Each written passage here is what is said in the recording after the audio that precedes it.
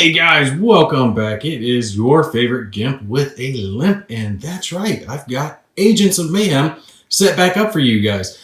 I told you all that I was going to set this back up once the Solitaire stuff came out, right? I got an email from them recently with the Solitaire prototype, and it's still a work in progress. I'm thinking they got slowed down by all the crap that's going on with Wuhan flu and all the other bullshit. So that's affecting everybody. Obviously, it's affecting production. So I know we're not going to be seeing the finalized copy as soon as we would like, but it's giving them a little more time to flesh things out. So that's going to work out in our favor. We're not going to worry too much about it. But I do appreciate them sending out the email so we can start playing a little bit with it and trying it out, seeing how it goes. And they've opened up a forum for feedback so we can give them our direct impressions. They're going to have my direct impressions on video. That's right, guys, right here, just for you all, of how it works. So what I decided to do is to do kind of another two-parter, right?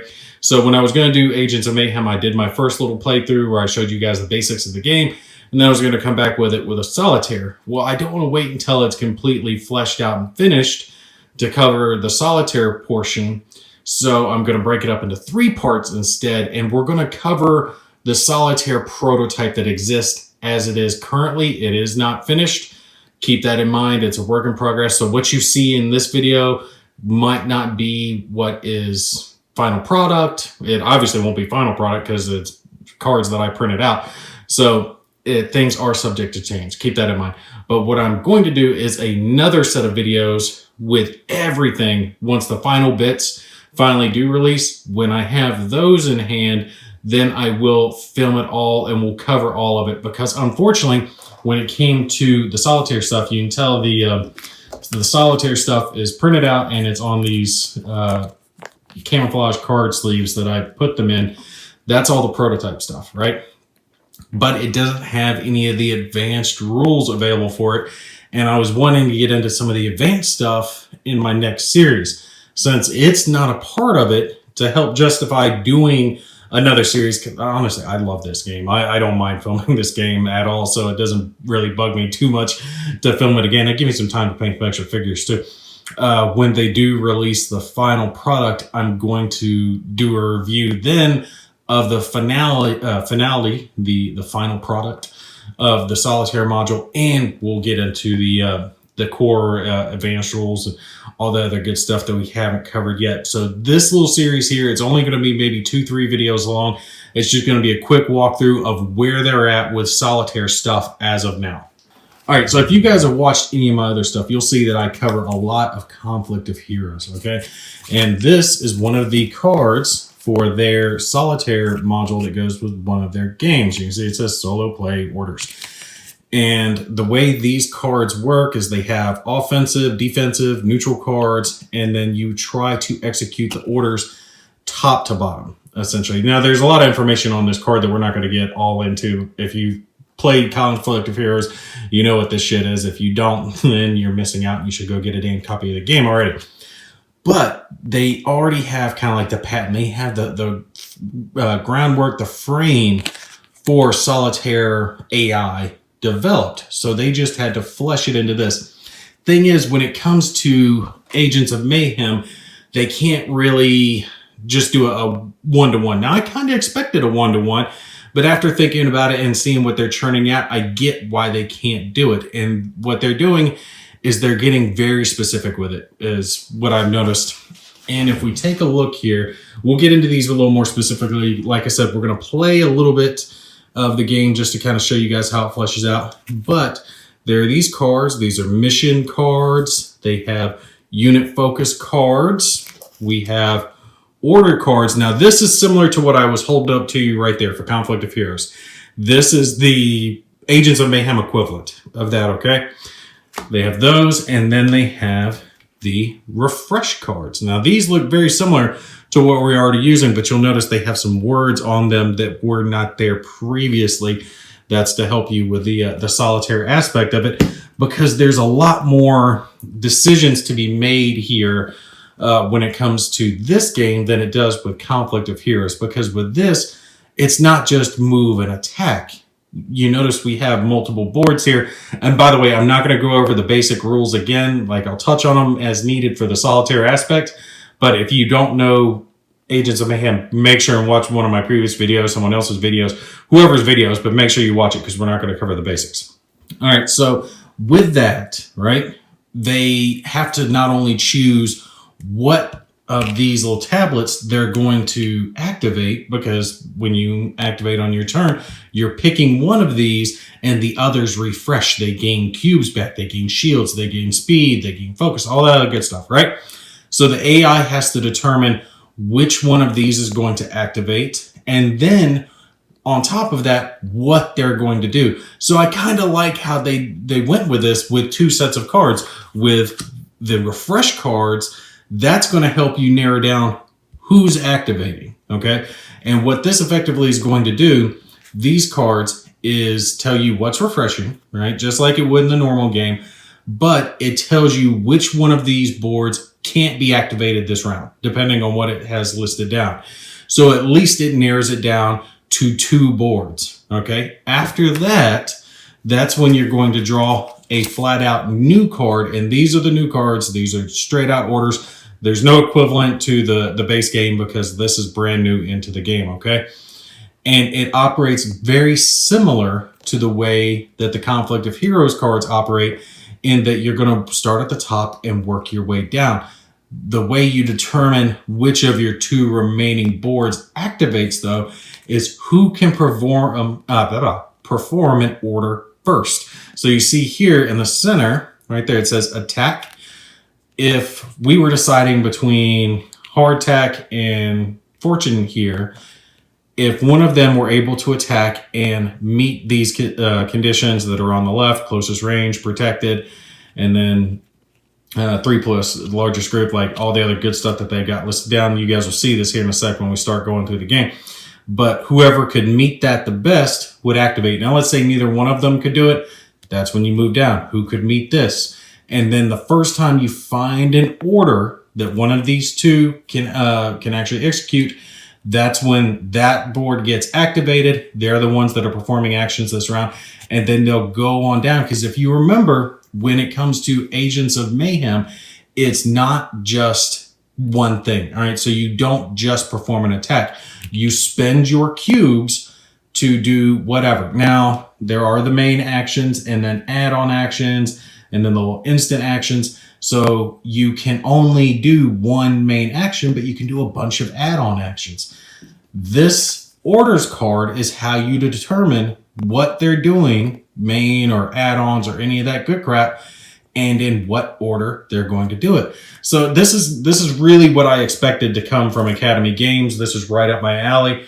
I think, especially if you have experience with Conflict of Heroes, or Lock and Load Tactical, Nations at War, the Solitaire modules for those games as well that operate off a very similar card system, you're not going to have a hard time adjusting to this. I think this is going to work really well. And something that I like about this is, if you guys haven't seen it, make sure and watch my Fallout Wasteland Warfare video. And I like that game because it has a solitaire mode built into it, and there's not a whole lot of skirmish games like this that have a solitaire mode built into it. And I thought they did relatively well with it. The only thing is it wasn't very fleshed out. They had like a single card, and then you would roll a die and look on the little card to see where it nailed to, right? The only thing was there was no adjustment to it, okay? There was no real thinking for the AI. It was more of chance. What chance does the AI have of doing X, Y, or Z? With this, the AI is going to try to think a bit. And part of that comes down to the yellow and blue that you see here, because these count as orders as well, unit focus or mission focus. And that, you see I have cards set next to each one of these guys, the yellow ones and then the blue ones here. And the way to think about this is that the blue ones have to do with the focus of the mission. So these all pertain to mission 1. They're going to have different cards for each mission. Okay, they have to. I was kind of hoping they wouldn't, I wanted it to be generic enough that I could come up with my own one-off scenarios, and I'm sure I can anyway, because I'm actually pretty decent at that. But I can see why they need to have that level of specificity. I can never say that shit correct. To the game, because of the way the board is, the way the mission structure is. Like in this one, you have to capture this point here and this point up here, and then there's a bonus point over here for extra points that can gain you extra gadgets and crap later on. So upgrades here, but there's no real way to have that built into the AI deck, the order deck for each mission. So I can see why they would do it this way, where you have separate cards and you've got just a couple of cards that you're going to be focusing on. Now, when it comes to the units, okay, that's where these yellow cards come into, because let's take a look at Fortunes. One of the neat things she can do, and this especially comes into play with her little buddy here, her little drone, is that it can cause stun. But if you see, when we look at her unit focus, so the unit, her focus is to stun. So she gets an order on the card, and we see unit focus. That's the order. That's part of the orders. It's not just starting down here. It's starting up here. Then she's going to look first. Can I accomplish my my focus? Is my gadget do I have the gadget? Am I protected? Special rule. Let's see. Special rule. The unit will only make an attack or move with this order if it has a chance to result in an enemy becoming stunned. So that's where she's going to be doing this little guy here. She can put that stun effect on him. So the way to kind of think about these cards is they're designed to get the AI to use their special abilities, their special stuff, like her little thing here that can cause a stun effect, or her little drone that can cause a stun effect. Same thing with Hardtack. He has a focus on trying to cause fall damage. And if you guys remember from the first time I played this, one of the things I loved doing was the teleharpoon, shooting that into an enemy and having them appear in midair in front of me and fall down in an uncontrolled fall to cause damage. This card tells Hardtack to do that, right? So I really love that. And then we have, damn, I hate knocking these cubes around. And then we have down VIP, which I'm assuming means try to take out the enemy leader or something. Place a reference marker on this card that matches the number on a random number enemy that provides the AI the most points. So that, yeah, that would be the leader or its big unit or something like that. So who he's going to gun for? He's going to gun for the big boy, the good stuff. So I like the way that they've done these cards to have the AI focus with its units. Now, I'm a little concerned on how they're going to handle it with the Legion forces, because so far the prototype I have only covers Mayhem. And I will say, and I know they'll probably agree with me on this, that it is easier to come up with a card that's designed around an individual unit that has its special abilities rather than a bulk set of units like these little Blitz Troopers and Swarm Troopers and the Hell Troopers back here, because all of their abilities are just tied to their card. But I don't think it's that much different. I'm hoping with the experience that they have with Conflict of Heroes with multiple units that they should be able to combine effectively this and Conflict of Heroes, choosing which units, because here they're only having to choose one unit and then it's whatever special ability, and they know what special abilities they can have. Like they have stuns and, harpoons and stuff that they can work around. But with this, they not only have to deal with the unit's special abilities, but they have to deal with the fact that there's multiple units on the board. So they have to consider the game state and how many of those units and what position they're in. So I'm sure there'll be some type of qualifier, like, are they protected? Are they in a higher advantageous position? Do they have the enemy flanked? All that good stuff to determine who's going to take the shot and then what special ability they're going to use. Now, one of the real cool parts about this whole Solitaire system is the fact that it does give you the ability, obviously, to play Solitaire or cooperatively. So once it's finished, for example, you could have a couple of you take control of a unit or a couple of units, just depending on whoever you want to have control of. and then run the mission against an AI deck controlling Legion, for example. That's something that I'm definitely looking forward to, seeing if I can talk the wife into it, because we loved playing games like that back in the day. Things like Shadows of Brimstone or Descent, especially Descent, since it had an AI, but it was an app-based AI, which is very much easier, but much more expensive to have the AI control. But it was fun to have our guys working together and moving through the dungeons. I would love to see something like that be fleshed out here with Agents of Mayhem. Okay, so what we're going to do is just play a little bit. I'm not going to be overly focused on the minutia of the game of like winning or, you know, something like that, because we're not going to play all the way through with it. What I'm wanting to do is to show you the mechanics of what the AI is doing. Now, Legion starts with the initiative here, so Legion's going to activate first. And really what I'm going to kind of do is just kind of try to spread my units around the board just to create some interesting scenarios, see how the AI kind of responds to that. So we're going to activate our swarm troopers here first, since I can get a couple of these ladies on by doing the charge main action. Now, remember, with mission 1, the Mayhem people start the mission on board. They're up here on the top of this tower. And then Legion comes in from off board, way there in the back. They get 3 free movement points to come on the board, but they have to like pay for all the other crap they're doing. Part of the reason I'm activating the swarm troopers is, let me zoom in there, that little symbol right there means I get to activate +1, so I can bring 2 of them onto the board in a single move. So that's what we're going to do. So by paying that, let's pay our little green cube over here, because that's what that's going to cost us. Set that off to the side. I've got 2 that can come in all the way here across the back. They have 1 up and 3 over worth of jump, and then 12 spaces worth of move. More than enough move, really. So let's see, where do we want to put these ladies? Maybe I'll spread them around. Well, I don't want them to get killed too quick. Kind of want to see what the AI is going to do. Well, we'll spread them around. We'll just do this. We'll have one lady come in here from the back and put her so she's protected facing this direction. And then we'll have one lady come in here from the back and have her face out this way. Remember, when it comes to flanking, everything to your front, you're good. You're not flanked. And the 2 squares directly to your side, all right, are still in your realm of not being flanked. Anything past that and behind you is going to be considered flanking you. And then this little bit of red here on the board means that's a protected square. You can tell it's got a little shield icon there.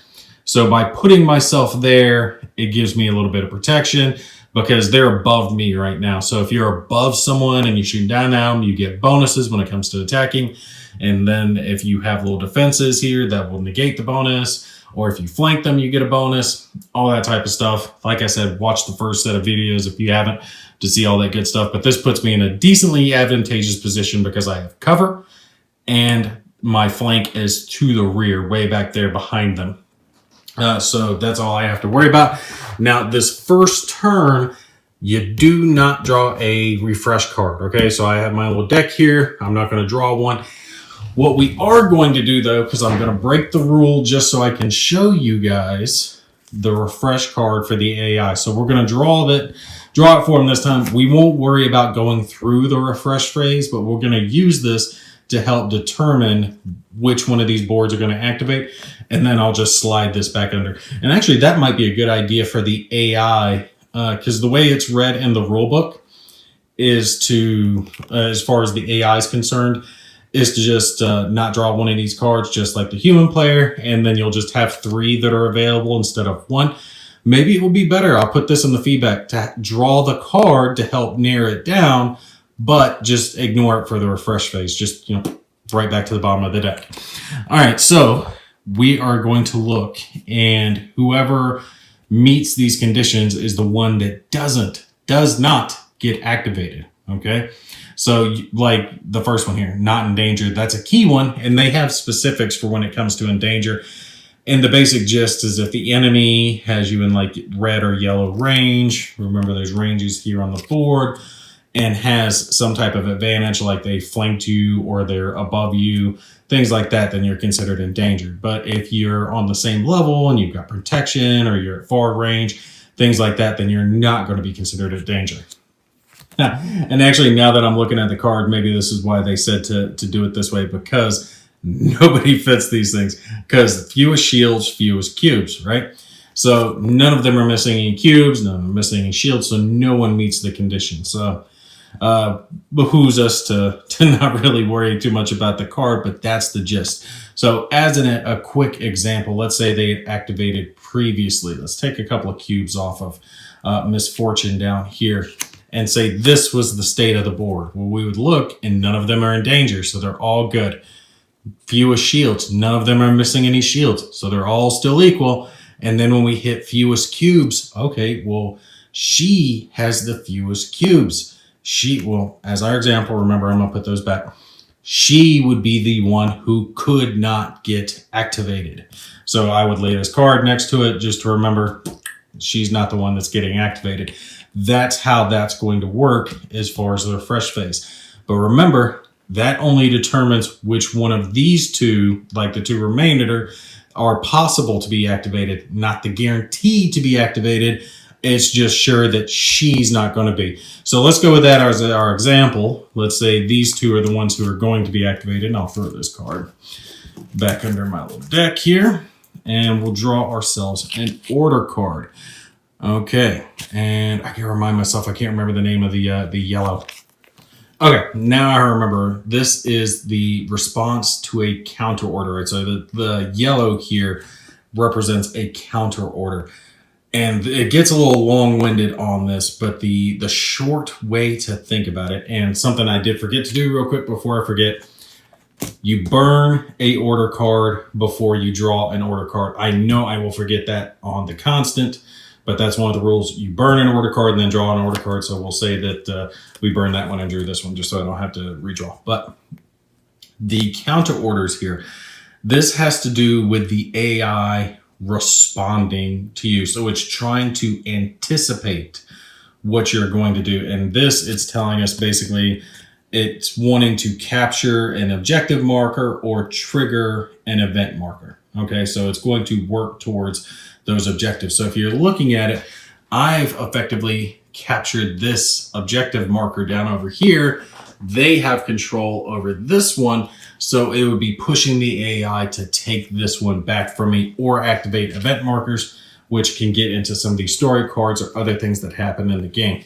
So let's keep on going through our other orders here to see which one of our two guys we're going to activate. All right, so closest range and most bonuses attack. Acting, and what is that little symbol? Oh, that thing is so tiny. They've got to make this just a little bit bigger for those of us with not perfect eyesight. All right, so I'm not horribly sure what the acting stuff word here is. I was looking in the Solitaire rules, and I did not see it. It's possible I missed it, but like I said, this stuff is still a work in progress.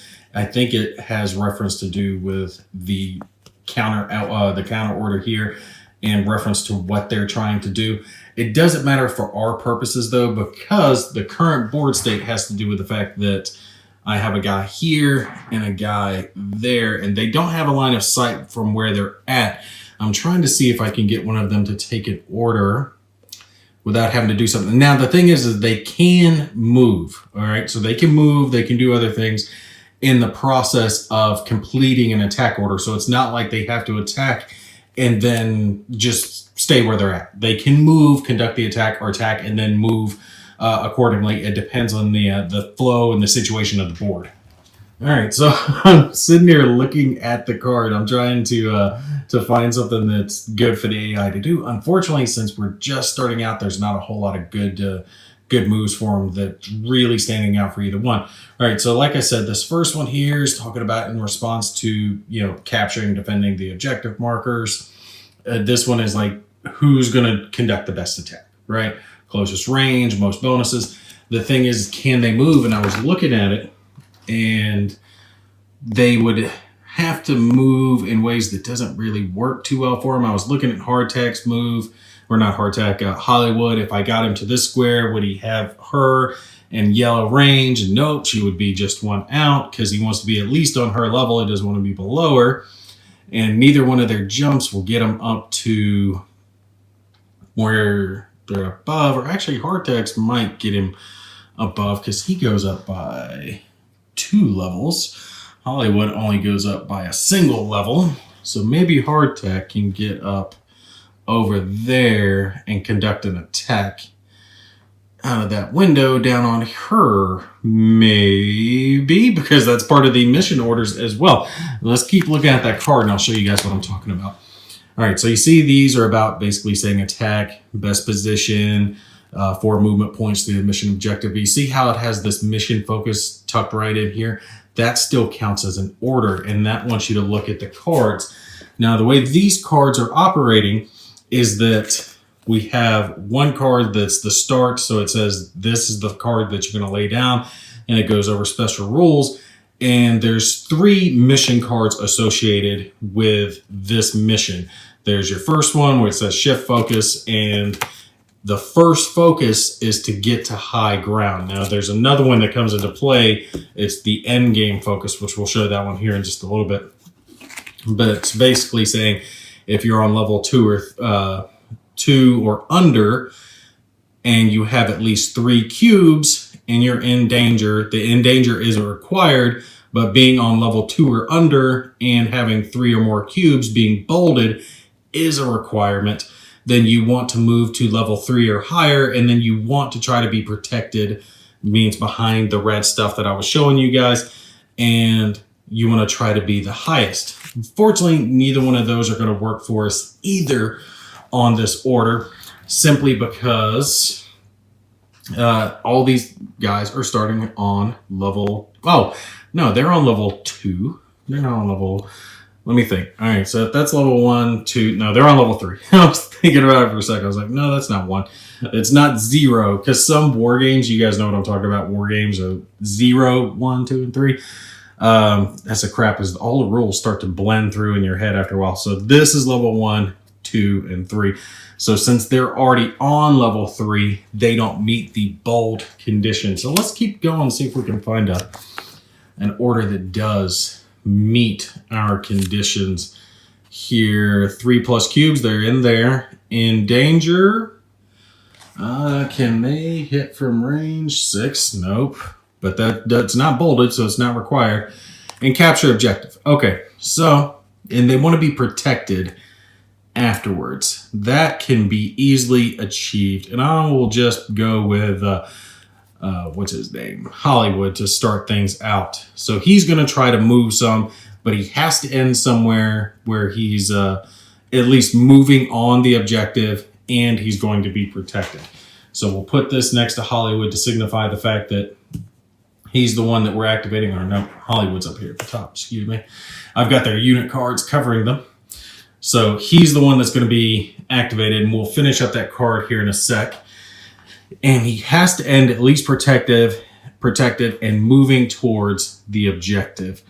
The other objective is this one, so he can end his move either here or here and still be protected, or he could end somewhere down here on the ground. Probably doesn't want to be on the ground, but up against a building would get him protected. So let's think about this for a sec. All right, so after looking at it, I will have a few movement points left over, which you can hold on to as you finish up your card. Okay, so pay attention with that. But unfortunately, we're activating sprint and jump, so he probably won't be able to do much else afterwards. So we're going to spend our 2 to do this.